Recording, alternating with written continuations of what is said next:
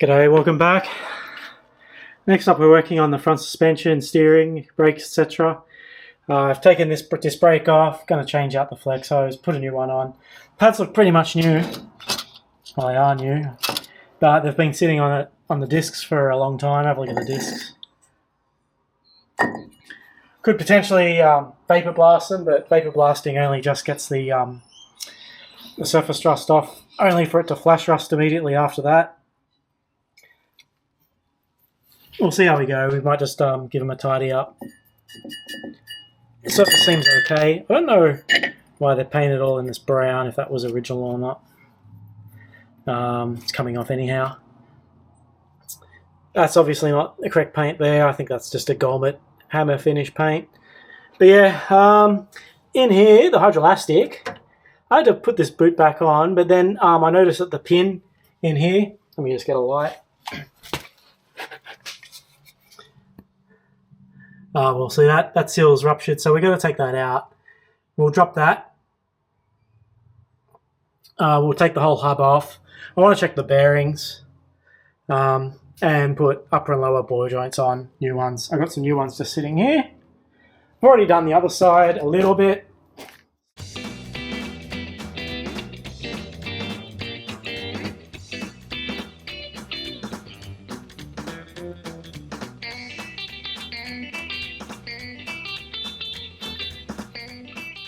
As a quick update, we'll get working on this hub, get it off. We'll change the upper and lower ball joints and then tidy it up. Make sure that the shaft is okay, the bearings are okay, the seals, and reinstall.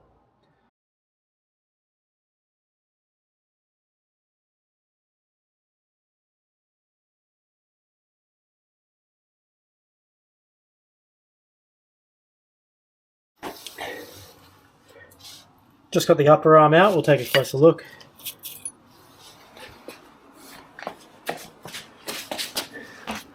Alright, well, just as well we bother to look at the upper arms properly.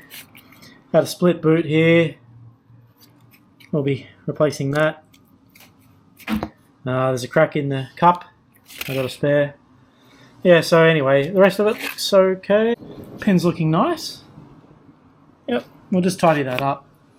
Maybe a little bit of surface rust in there, but should be okay. It's not a spinning part. Alright, here's a new cup. Got a few different size boots here.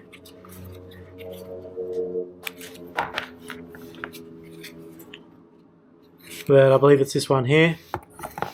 Let's measure that up. It's the original. Same height. So yeah, that's the one.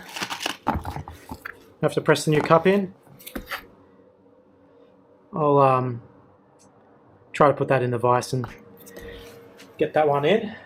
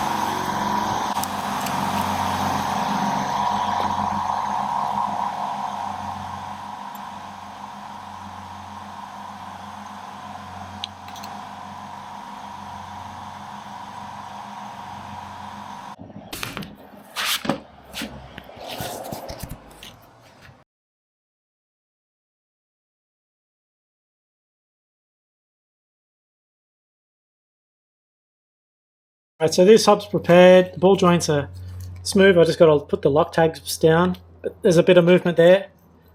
Once they're greased up, they'll be even harder. This one's quite stiff. Maybe a bit too stiff. I've greased it up with some fresh grease. Just using high temp wheel bearing grease. So both bearings are greased up. Got the seal back in. The seal was intact, there wasn't any damage. So I just got to put the lock tabs down and we'll reinstall it.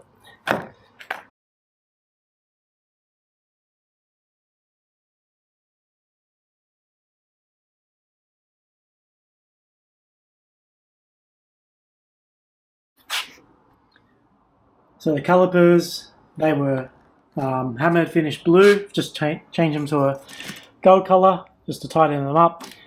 I've checked the pistons. The pistons are brand new. I've taken them both out, thoroughly cleaned inside. Pop them back in so they slide nicely. We'll put the pads in later, but now we'll install this and finish up the front suspension and drivetrain. And here's the old brake lines. They're perished. We're not going to use these. If you bend them, you'll probably see them crack. No. But yeah, these are beyond use. We got them off. We'll throw them out. Got two new ones here to install. Not original, but rather have brand new brake lines than try to be original and use these deteriorated ones. So we'll install them at a bit of a later date, and along with the brake pads. So we just installed a new bump stop. We'll put the brakes on in a minute, but I'll tighten the upper and lower ball joints down now, so 54 Newton meters, I believe. We'll then mount this steering arm to the top there. Then we'll put the disc back on, and then the caliper.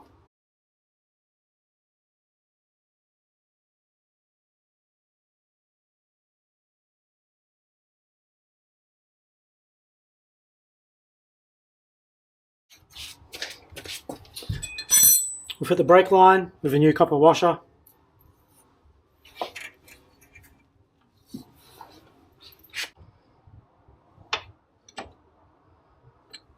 Alright, that'll do now for the driver's side. We'll just repeat the process on the passenger side. We'll tighten this all up a bit later. We've put a new cup in the upper arm and new ball, new boot as well. We've refitted the upper arm, tightened it down, greased it up. New upper and lower ball joints. We've serviced the brake. We've made sure that the pistons move in the caliper. Took them out. I gave it a good clean inside. Made sure the seals were intact. We got good movement in there. I was able to compress the pistons back in nicely. Just gave it a quick touch up with some gold VHT high temp paint. I think they were originally anodized and gold cad plated. I'm not going to bother now. These are the Lockheed brakes. They look original, as well as the Cooper S and the GT discs and hubs. We'll tighten this once the engine is in. I haven't done anything with the steering. It's as is. I didn't move this at all. I made sure that that didn't rotate when it was off. The arm, or the tie rod. Grease this up. There's a grease nipple just under here. I didn't play with that. Tighten these upper bolts down and use the lock tab as you required. Tighten these down to 54 Newton meters. Then replace this boot. This boot is pretty perished, but I'm just going to leave it.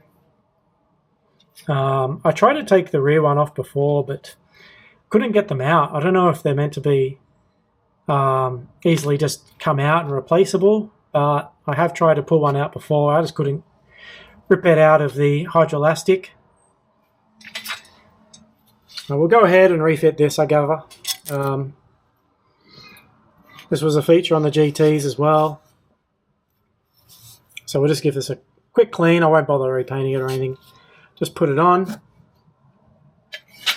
And we'll leave it at that. We'll move soon into the brakes. And I've got to make a new line for the engine bay. So yeah, we'll have to do that a bit later on.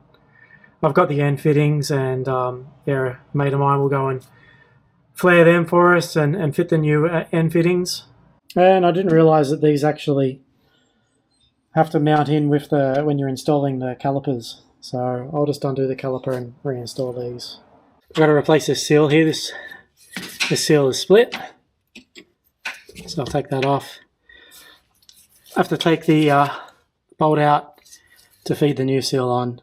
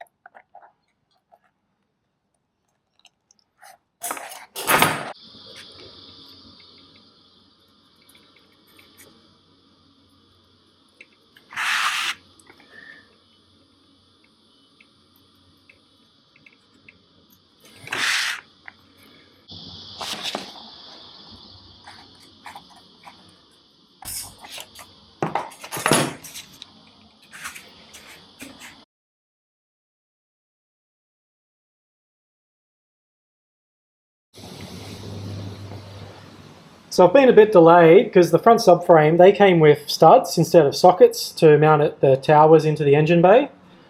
Come around and I'll just show you. This is the stud and it's stepped. So it's 2 thread sizes. I thought I had all the subframe studs in there when I picked up the car, but obviously not. So there was one missing just there in the corner. And I've just taken this stud out from this side. It goes there.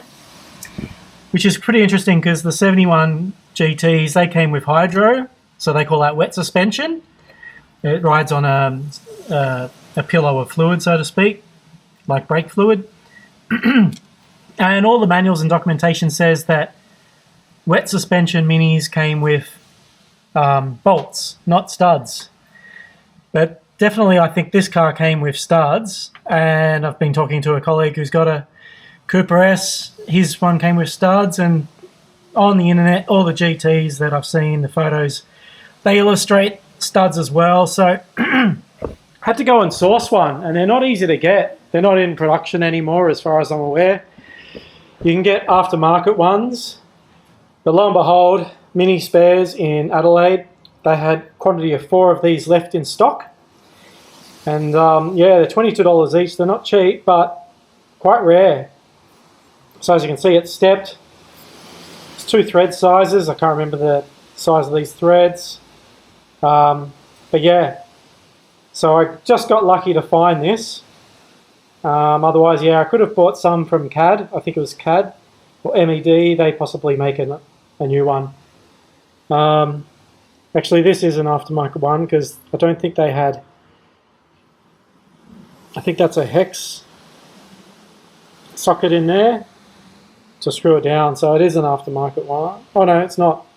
My mistake. So this small end goes into the bay, into the tower of the subframe, and that's on the bulkhead in the engine bay. So we'll go ahead and install this. Interesting that there's a hole in there. I don't know if that's a socket. But yeah, I'm just going to put a bit of copperies on there, a bit of copper paste. I'll put it on the other one as well because you really don't want them rusting up inside the tower of the subframe. So we'll go ahead. We'll install them. I've taken this suspension bag out because I wanted to tidy up the rust that's on the surface. This one I haven't done yet, but we'll go ahead and take this one out as well, and I'll show you a bit later. But I'll go ahead and install these.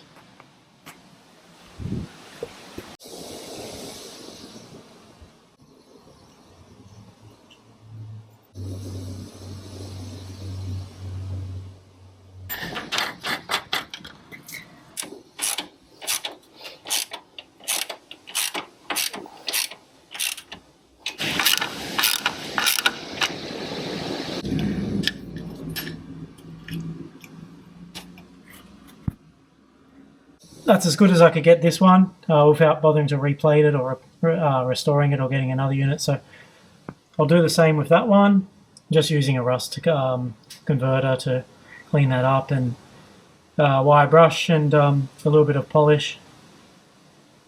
So we'll reinstall this one now. Here's the retention bracket for the hydrolastic. That will go up there and hold this in place. There's little notches on this as well, and I think I've got to install it and then twist it so these little notches here lock in up underneath there.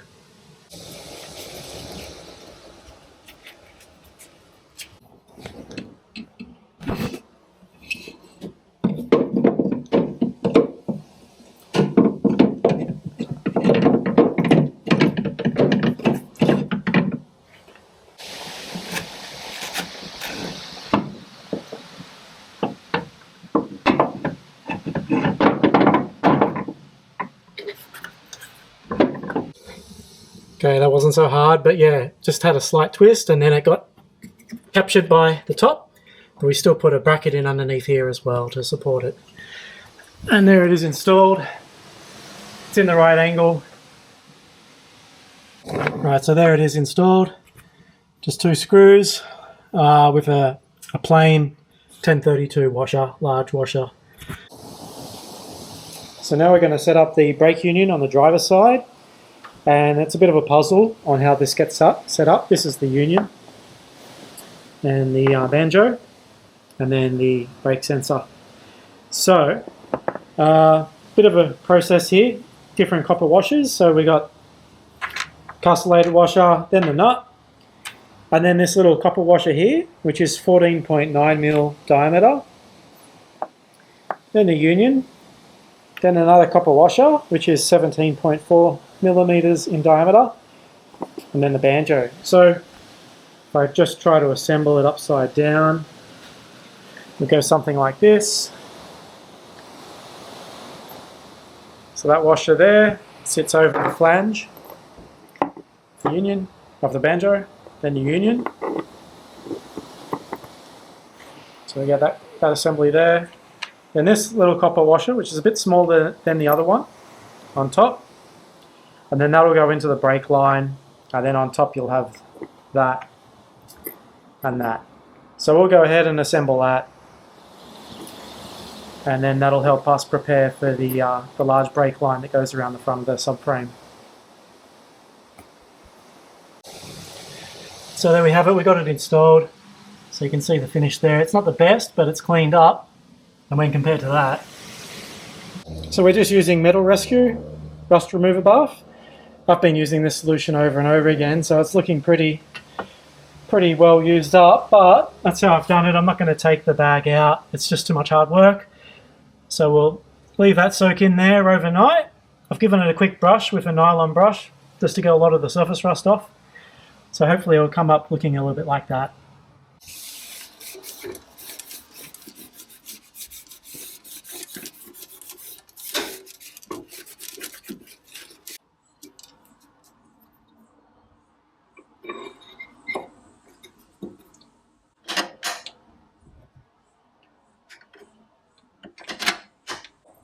Alright, so we've got them installed, and finally, so I've painted this what I believe is the right colour, satin black. Started off painting it with a silly silver from Rattlecam, which is actually still present on the master cylinder base plate. Yeah, we had the silver, then we went to the orange. I wasn't really happy with that and decided to do a proper base coat, clear coat with the black. And yeah, really happy with the results, especially with nice new zinc plated bolts on top. We've installed the lower brake line. Oh, let's move that out of the way. Installed the lower brake line. I gave it a bit of a degrease, there's just a bit of dust on there from a towel. Now next up we're going to install these again for the hydrolastic. The radiator's off getting restored. I'm putting an all new core in it and keeping with the original design, so putting a bit of money aside for that at the moment. Won't be cheap because they've got to buy the cores from Adelaide. I wanted to keep the original copper top and the base tank as they were the original ones for the Mini. Yeah, it's coming along. We'll reinstall the loom once we get the new grommet installed for that that cover plate just there. And yeah, keep going. We'll progress with the wiring and get everything sorted in the bay before we bother with the engine.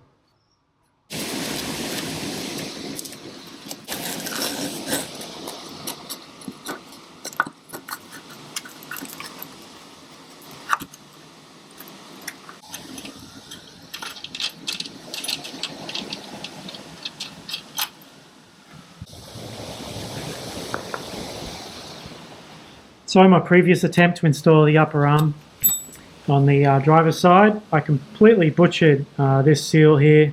It was brand new, they're not cheap, and I was just trying to rush through, wasn't really paying attention, and just split it probably within 5 minutes of having an attempt. So I'm not going to make that mistake again, and I've bought two new ones. The aft one was fine, it was just the forward one I split, so we'll go ahead and use this. Clean the parts. This time with the hydro, since the bag's fully deflated and I can push it up, I'm just going to go ahead and install this upper arm without the knuckle. So without this installed, and then I'm hoping that I can push the bag all the way up and then drop this knuckle in at the end. But yeah, I was trying to install this with the little knuckle in position, and I just couldn't get it installed. And it's pretty fiddly because you've got to actually get a nut on the end secured as well while you're sliding the shaft in on this upper arm. So we'll take our time this time around and try and get it installed without any disaster.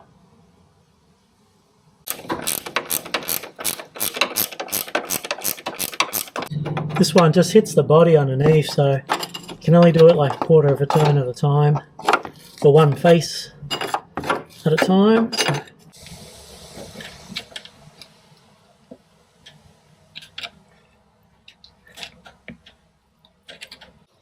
Alright, you won't be able to see here, but I've got this grease gun with just a standard little fitting that you just push on, but it's really ordinary. You'll probably see it just squeezing out, not even going in.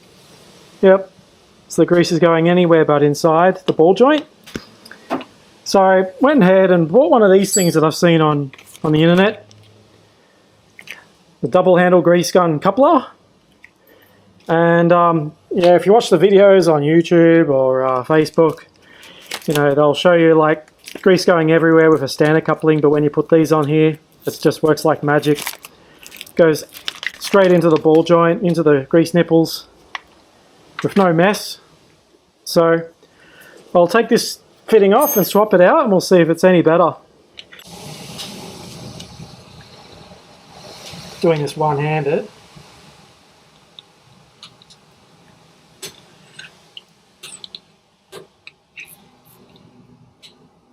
Oh, yeah, I can feel the pressure.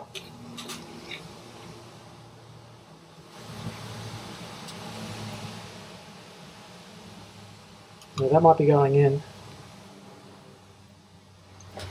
You can see a little bit coming out the sides.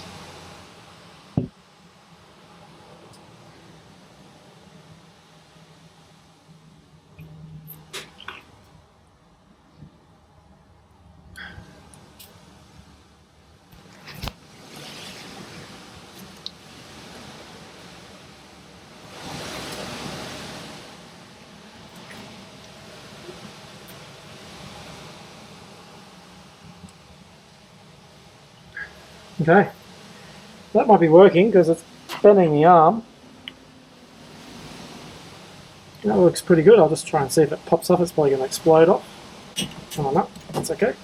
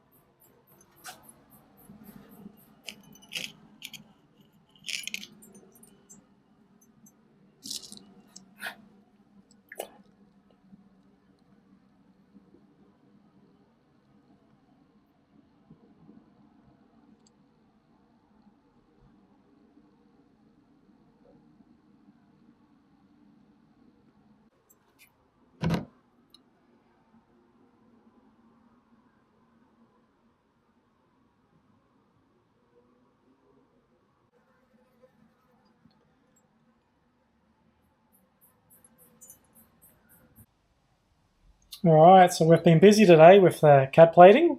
This was the last piece that just came out, just letting it dry now. So I've been doing a combination of the gold CAD and the standard CAD, and they're coming out really nice. So this has taken the best part of a day. I've only just do one or two items maximum at a time, and they run for 45 minutes. So yeah, have a look. So this was the main piece that I needed. Look at that, it's shiny. Most of it's obscured, but it's at least it's zinc plated, and it's going to be protected from corrosion, rust. And yeah, that's how it's supposed to be. So I'm going to go and install this now, and we'll see how it looks.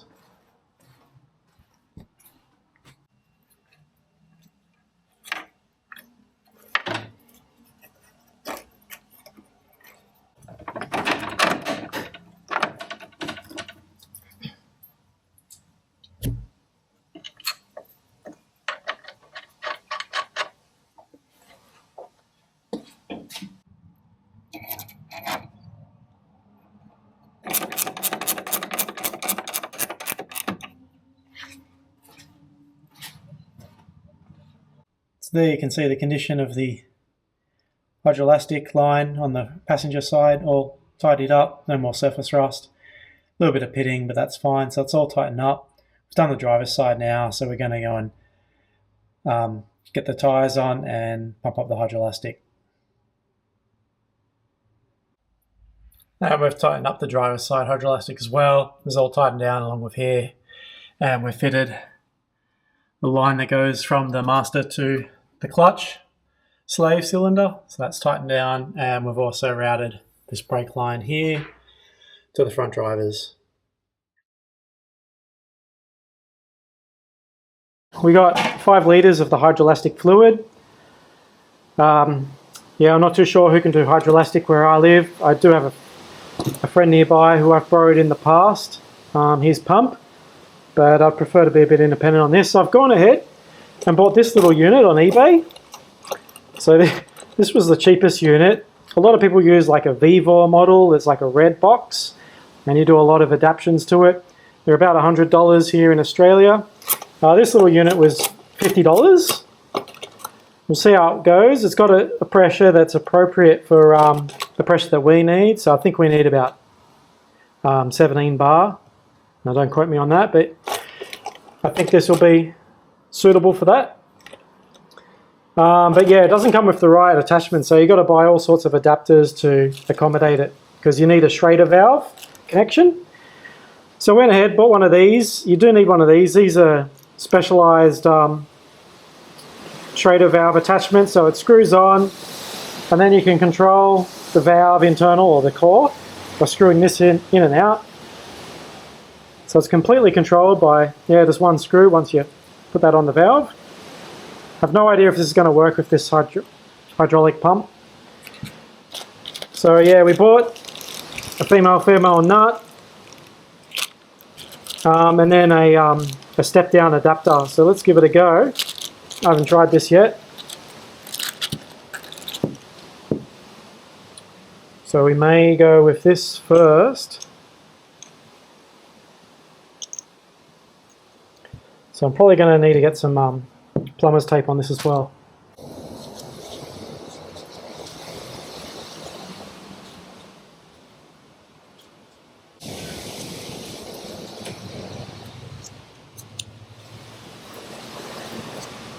I'm not expecting this to work first go. I'm expecting it to leak all over the shop.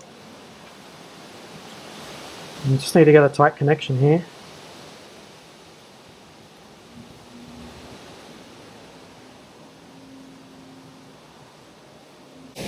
Do a bit of an ordinary job here with the plumber's tape.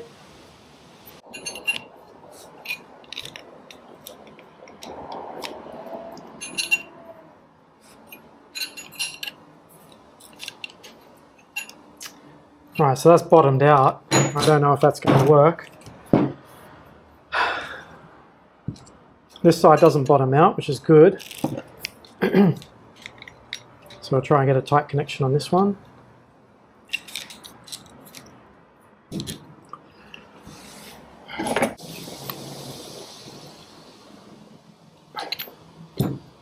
A little bit on this one as well. So I think this is an 1/8 inch thread.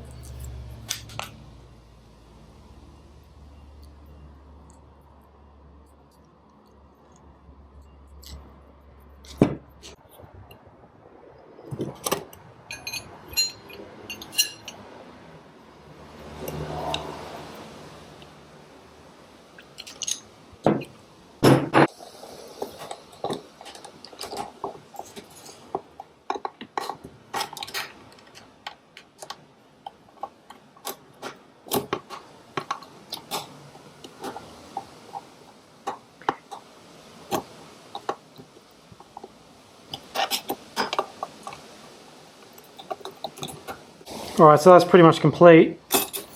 I won't put any fluid in it till I'm really ready, and then we can mess around with this if it still leaks. But yeah, I think this is similar to like brake fluid where you really don't want to get moisture in it. So we'll fill it only when we have to. Anyway.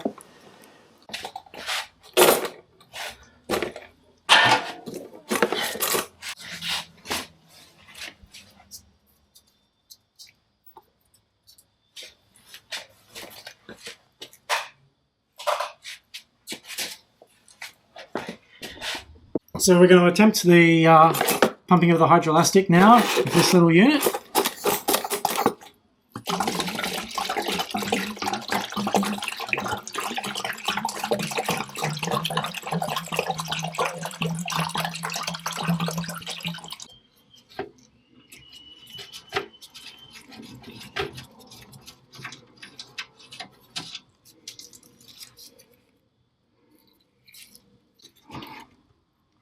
All right. Okay, now I'll screw this in. So that should push the core in.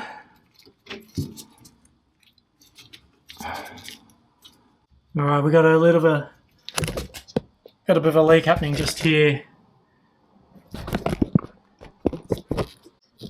Try to fix that. I think I have to put an O-ring just here.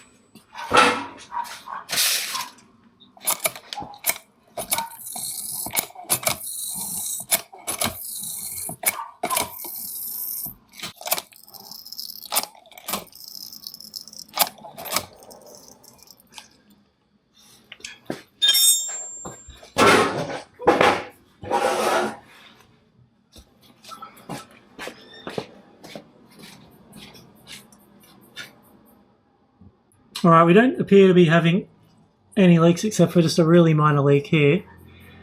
I'm going to actually now lower the car. So the weight of the car will push the hydrolastic suspension all the way down, and then I'm going to let the air out. So we vacate the whole system out of the, get the air out of the entire system so we can just pump fluid in there only. So I might leave this installed. I'll lower the front and then lower the rear. All right, we've lowered the car without any damage. I'm going to take this off and we'll have a quick look to see if there's any air in the system.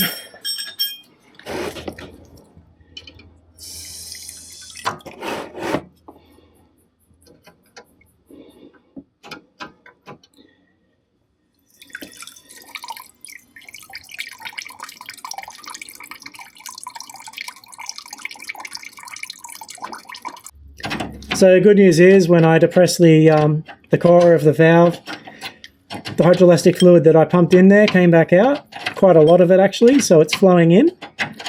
But there's 2 large bags to fill here, so it's going to take a fair bit of fluid.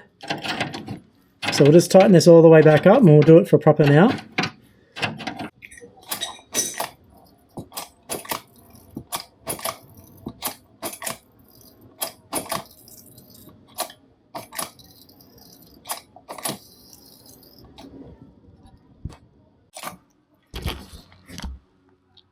Well, we got 117 bar pressure on there, and I've just lowered the car again, and it's holding. It's nice and high. So I'll attempt to uncouple it now, and we'll see how much sprays out.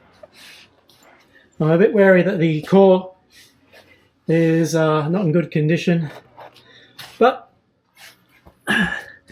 we'll see in a sec.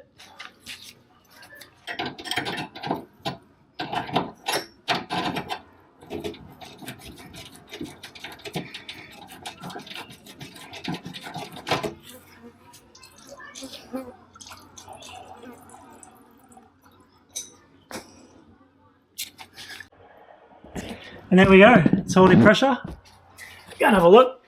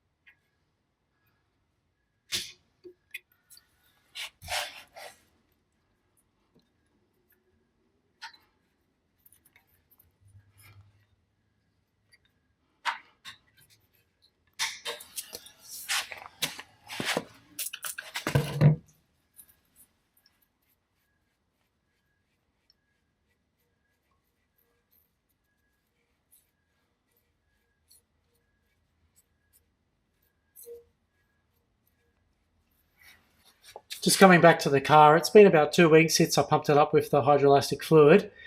And initially the car was jacked up well high. There was like about 4 fingers of gap there, front and back. And it sunk down, so I'm going to pump it up again. We'll see what the pressure is. I'll try and pump it up to a bit higher PSI, perhaps 180. I think that's what the meter can go up past. Well, 18 bar. We'll do 18 bar and see how it sits.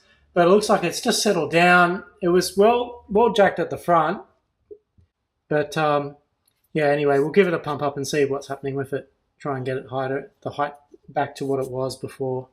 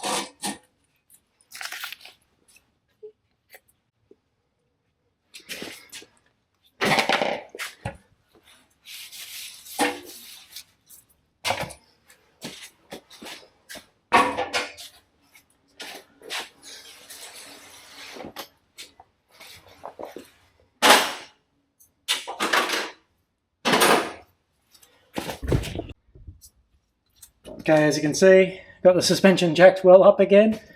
Way more than we need, but we'll just leave it as is. I think there's tyres got a problem with it. I think it deflated, so we'll have to pump that up a bit later. But that'll wrap up the front subframe. We've set everything up. This is loose. I haven't tightened this to the proper torque or put the split pin in. We've greased all the nipples.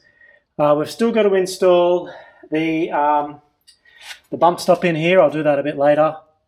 But yeah, we'll have to put this car back up on the stands again because we've still got to fit the exhaust and a few other things. So we'll wrap it up now. Hope you enjoyed that video of the front subframe setup, the brakes, and the hydrolastic. Catch you later.